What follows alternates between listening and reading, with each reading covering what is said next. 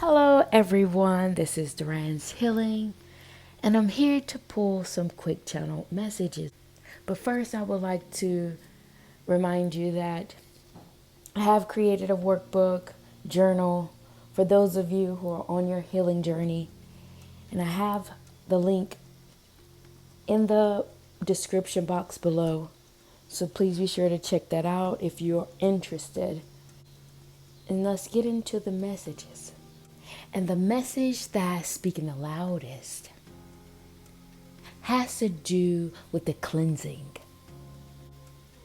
And this cleansing or this purification process that your ancestral guides or your spiritual team are taking you on is connected to your creativity. You see, creativity is about being an innovator. And that could be particularly difficult or challenging because the American dream is already mapped out for you. You know, you're supposed to get a job, work it for 30 years, and retire with a gold pension. But that's not who you are. And that's not what you're about. Which is why they're bringing the attention to your creativity. See, you're the type of spiritual being that has to bask in the fact that you are to be a trailblazer in creating innovative ways to dispense this energy out, because it is for healing.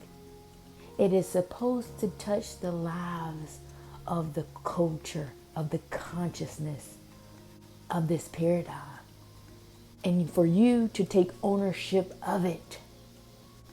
And being so boxed in and being so entrapped into the idea of groupthink, what it calls for you is to take a revolutionary stand for yourself, for your spiritual being, to find innovative ways to express who you are, to express what you're about, to express what you have gone through.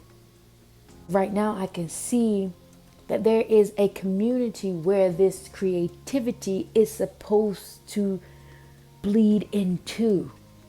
However, your community is not yet active because there's a shell facing down in your community ring, which suggests that you are not yet playing a active role by way of your creativity in terms of your healing for your community, right?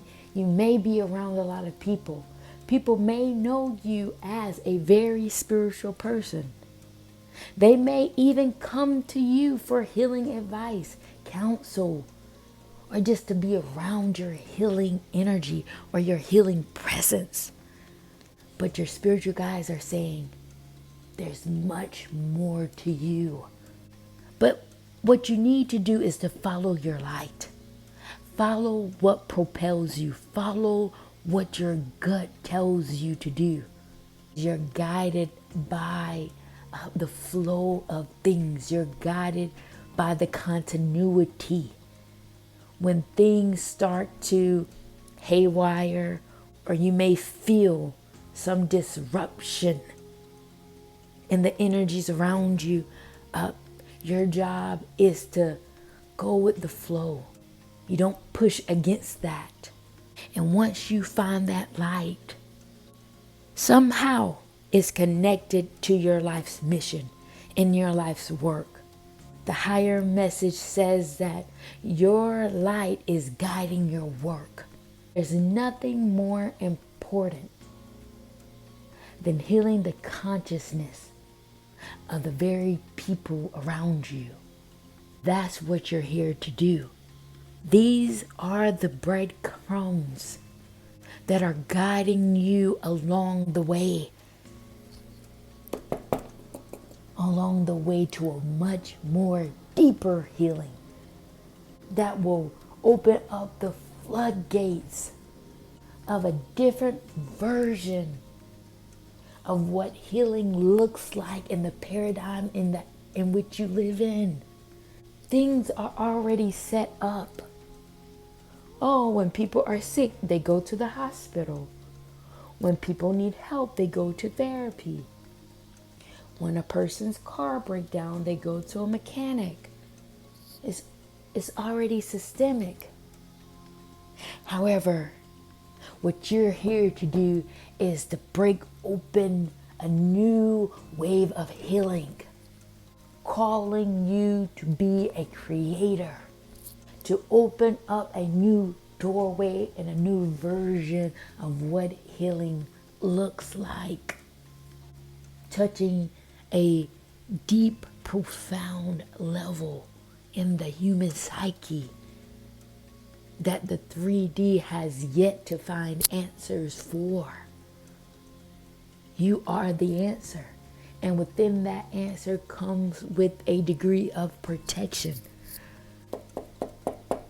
There's a complexity in it.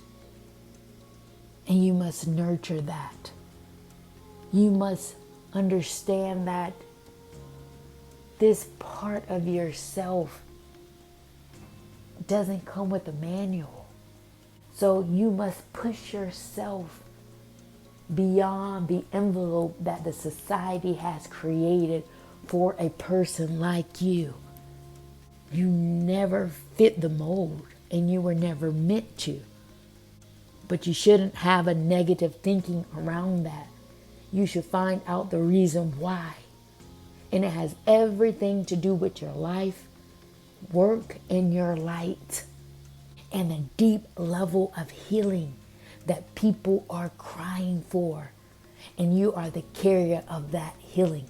And it's going to come through by the way you decide to bring forth your creativity.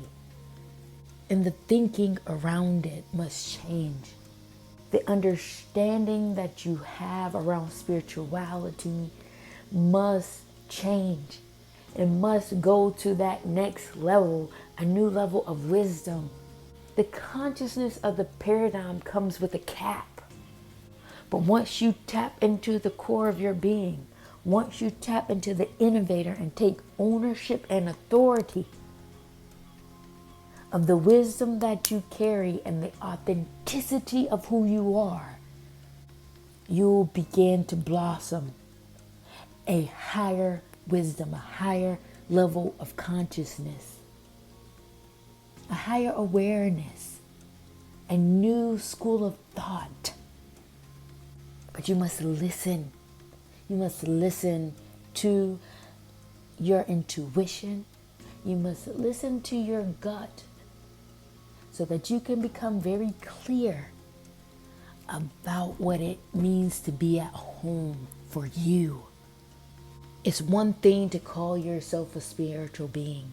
It's one thing to say you associate with a kundalini or higher consciousness. You can get lost in the intellectual head wrestling that this paradigm loves to do.